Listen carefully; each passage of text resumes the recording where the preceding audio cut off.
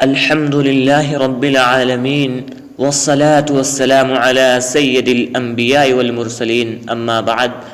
محترم ناظرین و سامعین، ایک عقیدے کی غلطی جو آج کل ہمارے اور آپ کے درمیان عام ہے وہ یہ کہ ہم کہتے ہیں کہ میں فلاں جگہ گیا تو اتفاق سے فلاں مل گیا۔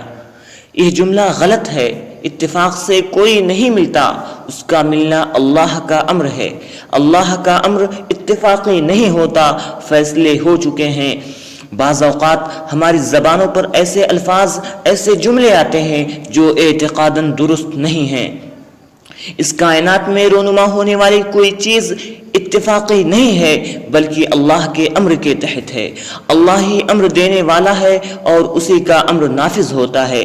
اتفاقی نظریہ ان لوگوں کا ہے جو اللہ کے وجود کو نہیں مانتے۔